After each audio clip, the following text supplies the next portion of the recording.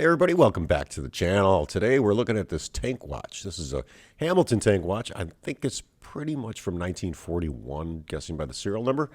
It is a really nice old watch.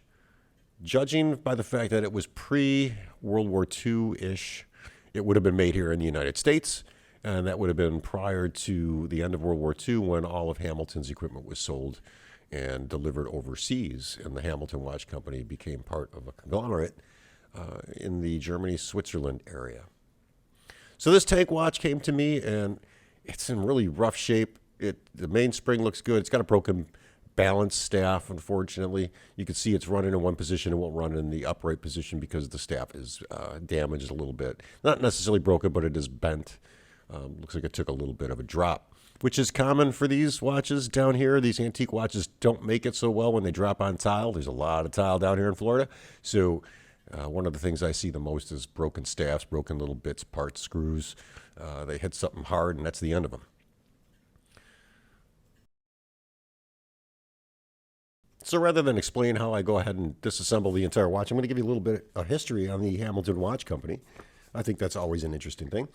Back in 1874, it was started by the Adams and Perry Watch Company, where pretty much what they did was mostly research into watch manufacturing, quality, mostly improving their mechanisms. In 1877, it became the Lancaster, Pennsylvania Watch Company. The Lancaster, Pennsylvania Watch Company Limited in 1878. And in 1883, it became the Lancaster Watch Corporation. Later on, it became, in April of 1886, the Keystone Standard Watch Company, and that's where they started producing much more high-quality machinery to make the watches. The Hamilton Watch Company itself was created in December of 1892, and it was also a division, or it became branched off into the Illinois Watch Company, the Hamptons Corporation, and several other brands. But after World War II, mostly in the mid-50s, Hamilton watches were pretty much produced in Switzerland. And from that point on, it became the Standard Time Corporation, the Buren Watch Company of Switzerland, Semke Company, and again, it became the Hamilton Watch Corporation in 1974. And to this point, it's still the same company. However, they don't make the same quality of watches that they made in the United States prior to World War II. Hamilton watches that were produced, I'd say from its inception to the late 1940s, were some of the best watches ever made, especially when they broke into the wristwatch industry in the 40s. They started producing some very, very good quality watches. Some of the early models, Swiss versions of Hamilton watches were also very good, but they started becoming a little bit more complicated and were not as reliable as they were prior to that move in the rebuilding of Europe.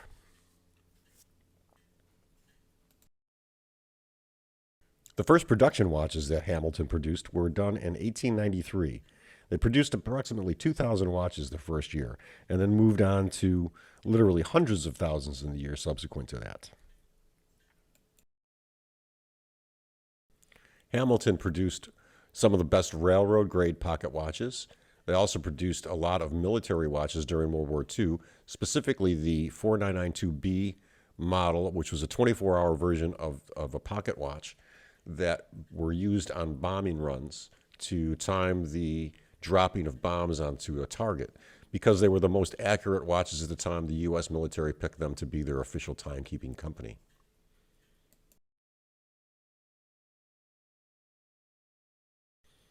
So now I'm going to continue to tear down this watch, and you can see I've gotten the dial off. I've tightened all the dial screws back in the movement so that they don't fall out during servicing. And we're going to go ahead and remove the hour wheel. I'm going to pull off the cannon pinion here. You can see that just gently lifting it up. And once that's away, we'll put that in the little tray for going through the parts, and then take off the set gear here for the time setting. Now we can see the clutch system here, and this is used for changing and setting the time. This is a 2-position clutch, so you have it in the 0 position, which is winding the watch. Pull it out one click, and then you'll be setting the watch.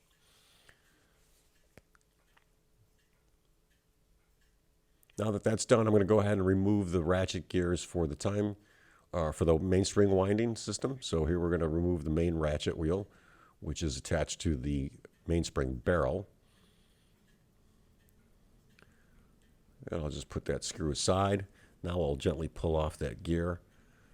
That'll free up the mainspring barrel from inside or underneath the 3/4 plate. Or in this case, it's really a half plate.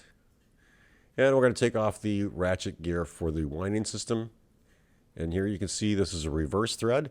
Very common on American pocket watches. These are almost always reverse thread. You will find an occasion that they are regularly threaded. But again, just be careful. You don't want to think that you're going to loosen that screw up, and actually what you're doing is tightening it. You will break off the head of the screw. Now I'll just take that ratchet gear and put it aside. And now we've exposed the click for the ratchet gear. And I can go ahead and start loosening up all the screws on the 2 plates. So what you're seeing here is I'm removing the screws or loosening the screws up for the train bridge, and we're going to go ahead and remove the screws for the main plate here. There are 3 screws that hold the main plate on, 2 that hold the train bridge on. And these should all be approximately the same type of screws. It's always a good idea if you're working on a watch and you're not sure, keep the screws lined up in order so you know which way they go back in, just in case. I'm going to gently remove this plate here and expose the train. Take that and put it aside. And that allows us to get the escapement wheel out. And we'll put that aside. And the third wheel, which won't come out because that is the wheel that holds the second hand. So now I'm going to go ahead and remove the 3 screws on the half bridge or the main bridge. And we'll put those aside in order. And I'll gently pull up the bridge and remove it from the main frame of the watch. Again, like I said, I didn't know this had a damaged balance staff. It wasn't broken. It was just slightly bent, so it wasn't running very well. And at this time, I hadn't really seen it until I went back and tried to test the watch after I serviced it. So one of those tricky little things that might come up. You can't always tell if the balance is going to be damaged or not. Here we're going to remove the stem crown and the gears that go with that, the clutch gears. We'll pull those apart and separate those for cleaning. Again, I like to organize all my parts into little organized parts trays or piles so that I know I'm keeping them all together. And here we're going to pry up the mainspring barrel cover, and this cover will expose the whole mainspring. So gently pull this up. I apologize for the focus here, but we'll see it in a second. And there's the mainspring. It's not in bad shape, but we're going to go ahead and replace it anyway. The barrel itself is relatively clean. That tells me this watch was serviced probably in the last 15, 20 years, judging by the amount of dirt that I found inside the movement. There is a little moisture damage here, so we're going to go ahead and use a fiberglass brush and try to brush off all that little bit of oxidation that we see there. Clean up these parts, and then we'll re-grease them so that they work smoothly. Now, it's always a good time to start disassembling that whole setting system and winding system. You could pull all the parts aside, keep them all in a parts tray. I use a separate parts tray for these little parts just to keep them organized. First thing I'm going to do, though, is use a fiberglass brush and try to clean them off, because that's the most important thing. If I can't get them clean, then there may not be any reason to continue working on this watch. We may have to start looking at replacement parts. The oxidation does come off pretty good with the fiberglass brush, and I always recommend using that. It's going to leave quite a bit of debris on the watch, so you're going to do this before you go ahead and service or clean the watch movement.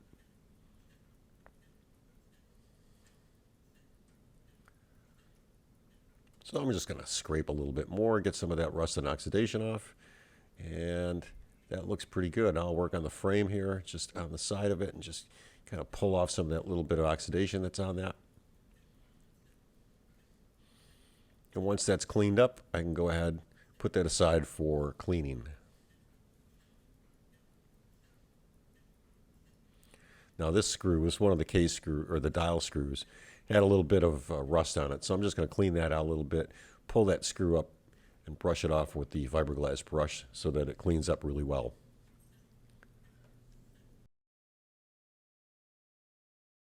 As you can see with these older watches, you do go through quite a bit of prep work before you even get to the cleaning stage. It's always a good idea to just examine it over and over and over again, because the more you look at little problems, you could determine if they're big or small problems and whether or not you should replace a part or not. So I went ahead and I replaced the mainspring of this watch. I figured I already had a couple of these and I might as well put a new one in it just to make sure, because after, sitting wound up tight for so long, I figured it was a good idea to give a new spring in this to make sure it had enough full power to run. Now the watch, again, like I said, I didn't realize at this point that I had a broken balance staff, so we're going to cover that bridge when we get to it. I'm not going to actually show you in this video how I changed the balance staff, but I'll put a link in the description of this video to another video where I changed the balance staff and go through the whole process. So here you can see I'm putting the barrel arbor back in, and it's got to be put in just the right way. This spring is just a little bit tight on the center wind, so we're going to open it up a little bit so I can get the barrel or the arbor back in that barrel, and make sure that you put it in the correct way.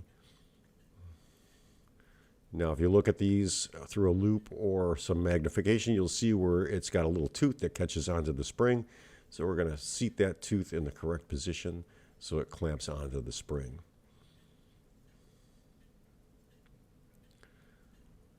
I'm just trying to wedge that spring open a little bit to fit the arbor in there, and there it is.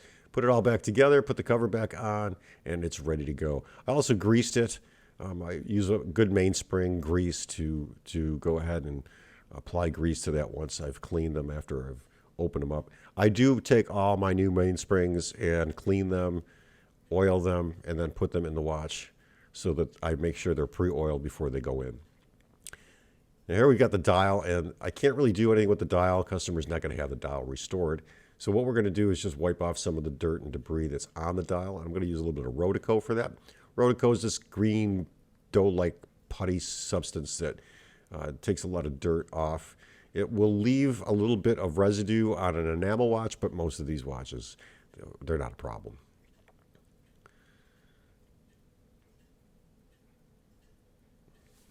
Let's get that movement back into the base, and then we'll start putting it together. On a lot of older watches, specifically anything prior to the mid-40s, early 50s, what you want to do is, these parts have had a little wear to them over the years, so what you want to do is make sure that they're oiled up when you pre-assemble them so that you can make sure that everything's going to work really well. Now, this is the main gear on the clutch system, so we're going to put that in, and then we have the clutch itself, which is going to go on to that stem, and it's keyed. Only goes in one way. I mean, it will go in both ways, but it only works in one position. You'll see which way that is if you look closely. We'll put that stem back in the movement, and now we'll start assembling the watch movement. I'm going to start with the mainspring barrel, and we're going to basically put this together like we took it apart in reverse order. So the barrel is usually the first thing that'll go in the movement or on that main plate. Then we'll take the, this is the third wheel. That's the wheel the second hand attaches to, so we're going to put that inside or onto the movement itself. Be very careful. You don't want to break that pinion that's on that gear that holds the second hand. That is a very delicate little piece, so handle that with caution. Actually, handle each of these gears with caution. Now I'm going to work on the second wheel, and that second wheel goes in position very simply, and it's just the regulated gear that controls the number of teeth on every gear. Obviously, if you know anything about watches, controls how many clicks per second or per minute that the watch is going to tick. And these gears are all actuated to be like that. Hamilton pretty much stuck with the same mathematical formula for all their gears on almost all their watches, and that's pretty much a standard in the industry until you get into higher quality watches from the 70s. With those gears in position, I can put the half bridge back in. This is the barrel bridge. We're going to put that back in. We're going to gently tap on it to make sure it gets seated correctly. If we have to make any changes to the first or main gear and the second gear, we can do that here. I like to put the screws in. So I'm going to first get either one or all of the screws in position, and then I'll gently tighten them down about halfway so that I still have a lot of play in the plate and the bridge so I can adjust the position of the gears. So here you can see I'm just putting the gears back in. This is the order that they came out of, so I'm just going to put them in position. And once I get all three screws in to the bridge plate, I can go ahead and start just adjusting them down, tightening them up a little bit so that the bridge is kind of being held in position.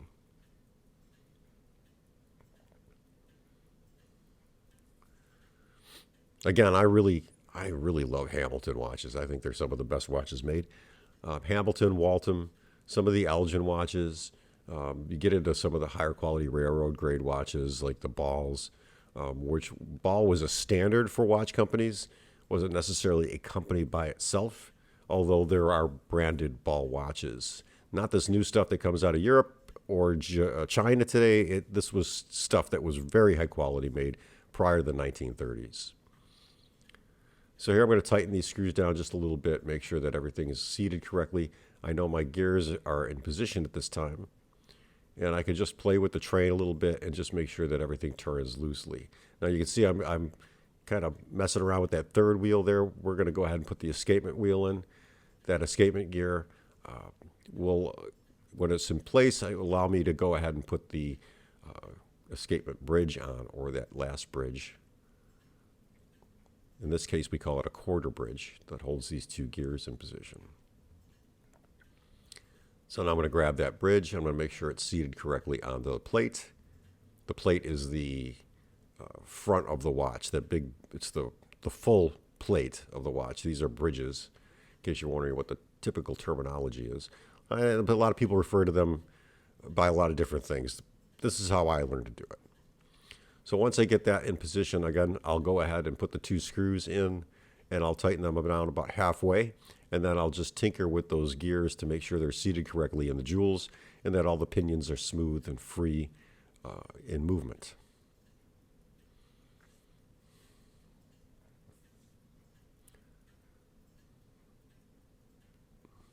And you can see sometimes you just knock them off. Depends on how you adjust your screwdriver.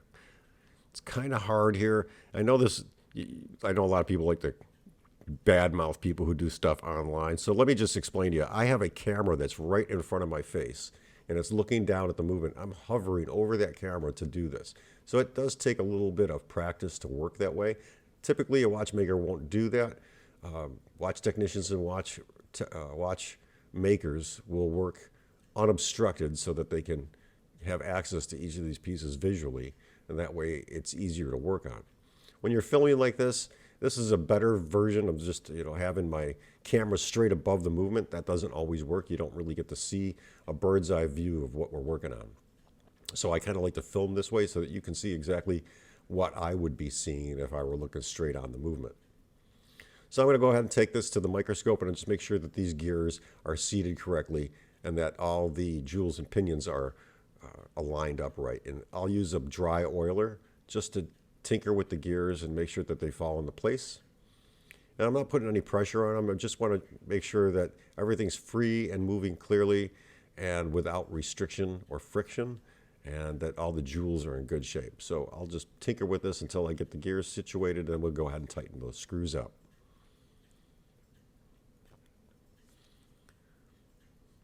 Hamilton makes one of the watches that I think is the best watch ever made, which is the 4992B, which is the military version of the 992 and 992B.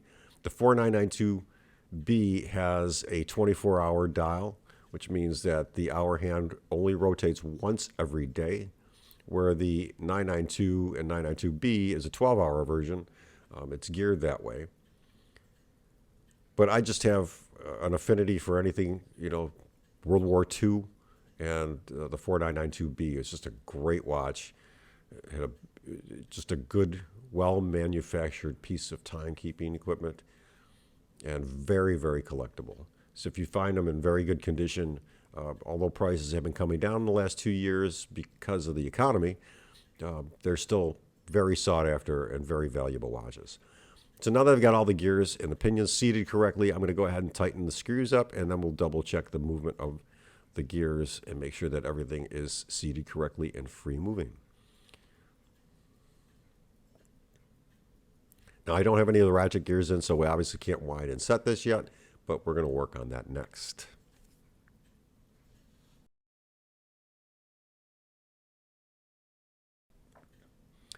So with the movement in place in my movement holder, what I'm going to do is start oiling the jewels, and I'm going to put a little bit of oil, just enough to keep them loose and free moving throughout the span of its service.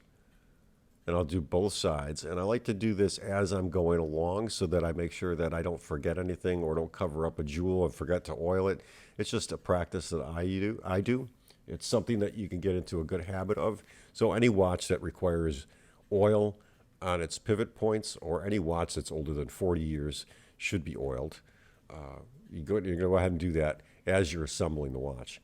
It's also a good time after you do that to go ahead and give everything a little bit of a test so that you can make sure that you haven't seized anything up, you haven't done anything wrong. Again, assembling these is, it's not really time consuming. It takes about half an hour. Just take your time, do everything right. I think the first time I did a watch 26 years ago, it took me about 3 hours to put it back together. But if you over time, you learn the parts, you learn where everything goes, and it's easier and easier as you go along. Again, this screw, remember, is reverse thread, so we're going to turn it counterclockwise to tighten it. These screws don't have to be very tight. You're not going to overpower them. You just want them tight enough to hold in position with normal use. These small screws, just like any other screw, and I know I've said this in some of my Rolex service videos, you can break off the heads very easy if you over tighten the screws. Now I'm going to go ahead and just check everything. The clutch is moving freely. We'll pull it out to the second position, put it back in the first position, and just make sure everything sets and seats correctly. It's also a good time to go ahead and oil or grease any of these parts while you're here, and everything's working perfectly. Again, I apologize for the focus. I'm trying to keep this as in focus as possible. Now I'll pull that stem in and out a couple times, and anything I didn't get to the first time, we're going to go ahead and just double check. I will take a cloth, a cotton cloth, and just any excess oil, I'll just mop up a little bit because we don't want to have too much oil in there. Oil is a magnet for debris and dirt, and what you don't want to have happen is these little oiled parts or grease parts collecting too much debris, and then the watch stops.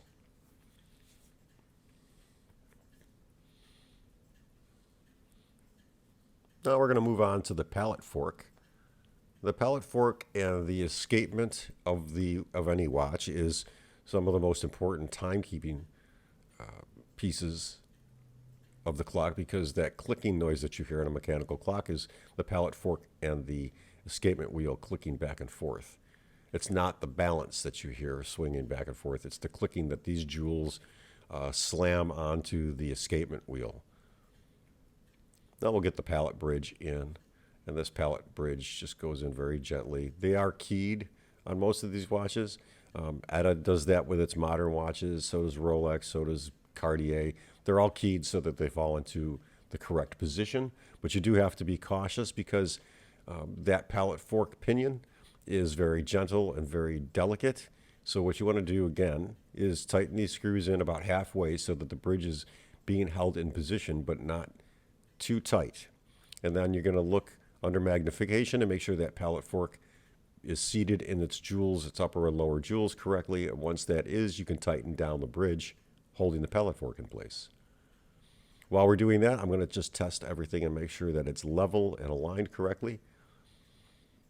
Now I tend to take these and go under the microscope just to double check. And once I've made sure that everything is in the right position, I'll tighten that bridge screw down, and then I'll put the second screw in. In this case, this watch has two screws that hold the pallet fork bridge in position. Very common in American watches made after the 1860s. Now this screw is kind of underneath the main gear, so it just takes a little tinkering with to get it seated correctly. So you'll see I'm struggling with it. Don't be afraid to struggle, just handle these very carefully. You don't want to drop a screw in there and have it float around and damage anything. So you're just going to handle these very cautiously and just get them in position. Now, most of the time it doesn't take me this long to get one of these screws in position, but again, I'm working, my head's hanging over the front of the camera while I'm trying to work on this, so I'm in an awkward position.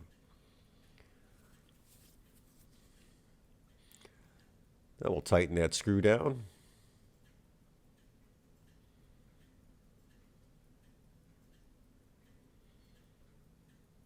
Make sure the bridge is seated correctly.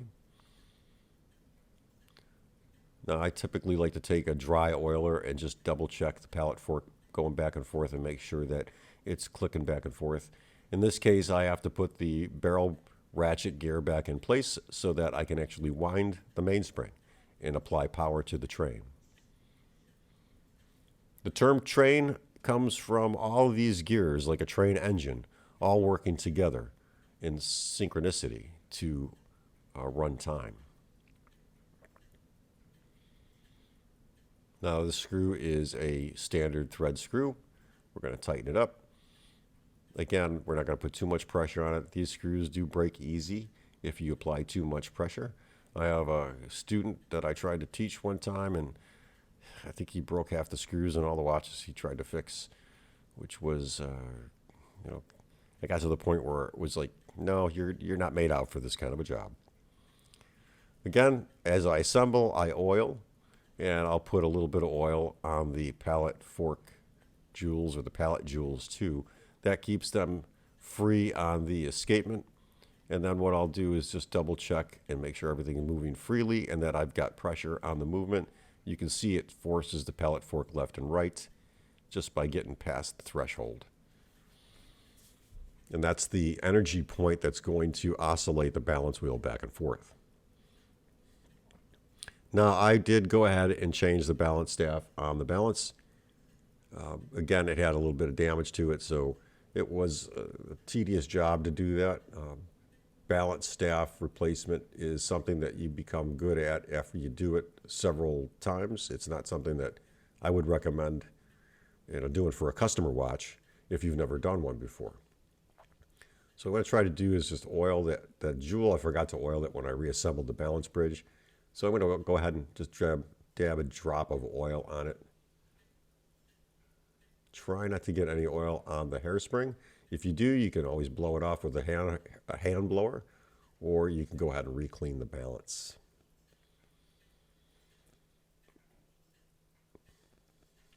Now I'm going to get that balance and put it in the watch so that it's aligned correctly with the pallet fork. And once we get that seated in there, I can go ahead and do a little quick test and make sure that everything runs. Now in this case, it's a small watch. The hairspring, which American watches always had big hairsprings, it's sitting on top of that main gear, so you have to adjust that. So here we go, we've got it running, and the watch is running pretty good. So go ahead and just make sure I get that all tightened up. There's the broken balance staff. It was bent a little bit, and when I went to go and change it, I actually broke off one of the tips or one of the pinions on that balance staff.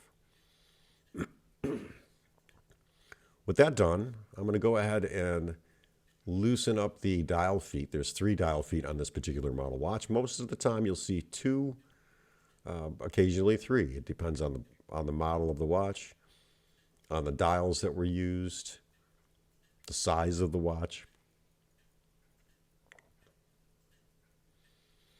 I'm going to loosen all those up, and now we'll work on the upper side of the watch movement itself. Now those 3 gears that we took off before, we have to put back in. So I've got the cannon pinion. Again, you're going to be very careful with that cannon pinion. You don't want to damage or bend that main wheel pinion. That pinion sticking up through the face of the watch is the pinion that holds the cannon pinion. and the cannon pinion actually attaches, or the minute hand is attached to the cannon pinion. So we're going to gently push that down and make sure it's seated correctly. Now I'll take the set gear and put that in.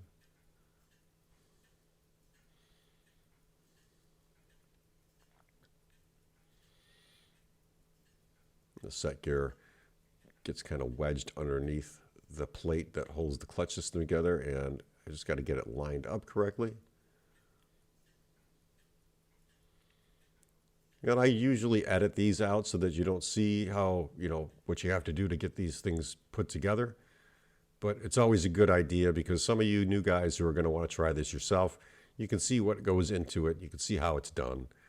Take your time. If you got to do it 4 or 5 times to get it straight, don't worry about it. And I've got the hour wheel on, and we'll put the washer on for the dial. It's called a dial washer. They're a little hole through that, and they're angled up so that they put pressure on the hour wheel to seat it down, but not too much pressure that the hour wheel has friction on it. Now in this case, we've got 3 dial screws, so I'm going to go ahead and tighten those 3 dial screws down to hold the dial in place. The dial is what keeps all those gears seated correctly on the upside or upper side of the watch plate. And again, it's kind of held in place with that dial washer. You can see over the years, a lot of people have worked on this watch. A lot of watchmakers have put their initials on here. I'm no different. I'm going to go ahead and I'm going to put my initials on here and a little brief description of what I did.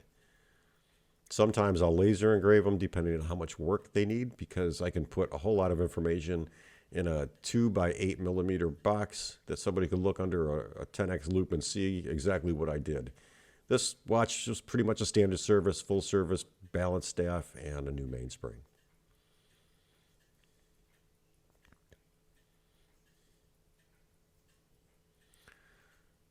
One of the issues I find with these antique watches, it's gotten much harder to find crystals for these. The crystal on this is plastic, so I went ahead and I basically buffed it out, taking some of the scratches off of it. The crystal is not perfect, but again, trying to find the right crystal for this is going to be a nightmare. So now we'll put the second hand on. Again, that attaches to that tall pinion that's on the third wheel. So we're very gently going to put that hand in place. Try not to scratch the painted dial.